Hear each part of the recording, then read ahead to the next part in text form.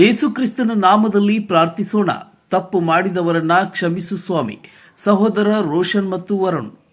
ಯಾದಗಿರಿ ನಗರದ ಕೇಂದ್ರ Methodist church ಹಾಲ್ನಲ್ಲಿ ನಡೆದ ಇಂಡಿಯಾ ಕ್ಯಾಂಪಸ್ ಕ್ರುಸೈಡ್ ಫಾರ್ ಕ್ರೈಸ್ಟ್ ಸಂಸ್ಥೆ ವತಿಯಿಂದ ನಡೆದ ಯವನಸ್ಥರ್ ಕ್ರಿಸ್ಮಸ್ ಆಚರಣೆ ನಿಮಿತ್ತ ನಡೆದ ಕಾರ್ಯಕ್ರಮದಲ್ಲಿ ಮಾತನಾಡಿದ ಸಹೋದರ ವರುಣ್ ವಿನೋದ್ ಕುಮಾರ್ ಮತ್ತು ರೋಷನ್ ಸ್ಯಾಮ್ ಇರುವರು ಒಂದೇ ವೇದಿಕೆ ಮೇಲೆ ಯೇಸುವಿನ ಆರಾಧನೆ, ಪ್ರಾರ್ಥನೆ, ಜೀವನ ಚರಿತ್ರೆ ಕುರಿತು ಸಂಪೂರ್ಣವಾದ ವಿವರಣೆಯನ್ನ ನೀಡಿದರು. ಯೇಸುಕ್ರಿಸ್ತನ ನಾಮದಲ್ಲಿ ಪ್ರಾರ್ಥಿಸೋಣ. ನಮ್ಮ ಕಷ್ಟಗಳು, ಪಾಪಗಳು ಮುಕ್ತಿಯಾಗುತ್ತವೆ. ತಪ್ಪು ಮಾಡಿದವರು ಕ್ಷಮಿಸುವುದೇ ಮಾನವನ ನೈಜ ಧರ್ಮವಾಗಿದೆ. ಹೃದಯ ಸ್ಪರ್ಶದಿಂದ ದೇವರ ನಾಮಸ್ಮರಣೆಯ ಮೂಲಕ ಸಾಗೋಣ. ಈ ಸಂದರ್ಭದಲ್ಲಿ ಆಕ್ಸ್ಫರ್ಡ್ ನರ್ಸಿಂಗ್ ಕಾಲೇಜಿನ ಪ್ರಾಂಶುಪಾಲರು ಪ್ರಕಾಶ್ ದೊಡ್ಮನಿ, ಸಭಾಪಾಲಕರಾದ ದೇವರಾಜ್, ಸಹೋದರ Sunil, Anand Kumar, Philip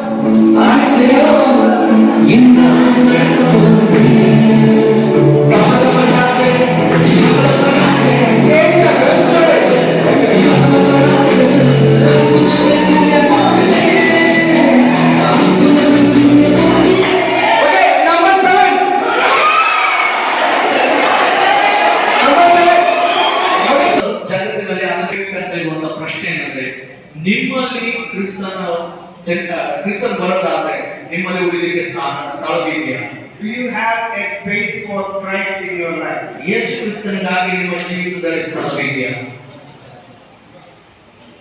If you look at ourselves and say, we might have celebrated several Christmases in the past. ನಾವು ನಮ್ಮನ್ನ ನಾವು ನೋಡ್ಕೊಂಡು ನಾವು ಆಲೋಚನೆ ಮಾಡಬಹುದು, ನಾವು ಅನೇಕ ಸರಿ Christmas ಆಚರಿಸಿರ್ಬೋದು. But do we really know the meaning of Christmas? ಆದರೆ ನನಗೆ ನಿಜವಾಗ್ಲೂ ಕ್ರಿಸ್ಮಸ್ ನ ಅರ್ಥವೇನೆಂಬುದಾಗಿ Christ came into this world to transform us.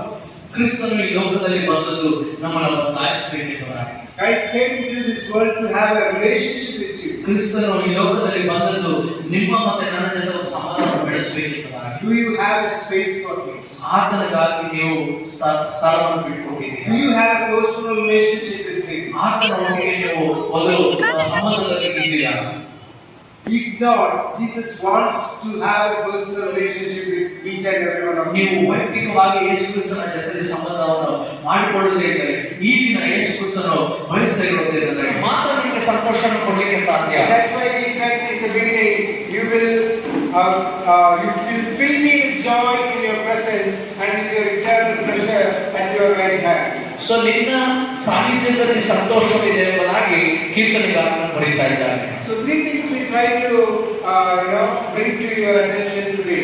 ಮೂರು ವಿಷಯಗಳನ್ನ ನಾನು ಇವತ್ತು ನಿಮ್ಮ ಒಟ್ಟಿಗೆ ಹಂಚಿಕೊಳ್ಳಿಕ್ಕೆ ನಿಮ್ಮ ಗಮನಕ್ಕೆ ತರಲಿಕ್ಕೆ ಇಷ್ಟಪಟ್ಟೆ. Good news at God's perfect time. ದೇವರು ನಿಗದಿತ ಮಾಡಿದಂತ ಸಂದರ್ಭದಲ್ಲಿ ಒಂದು ಸುಸಮಾಚಾರವು. And we said good news for all the people. ಸುಸಮಾಚಾರವು ಎಲ್ಲ ಜನರಿಗಾಗಿದೆ. And we said good news that causes great joy. ಮತ್ತೆ ಸುಸಮಾಚಾರವು ಒಂದು ದೊಡ್ಡ ಸಂತೋಷವನ್ನು ಉಂಟು ಮಾಡುತ್ತೆ ಎಂಬುದಾಗಿ.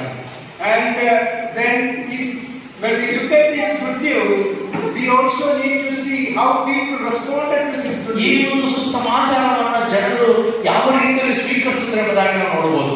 How did wise men respond to that?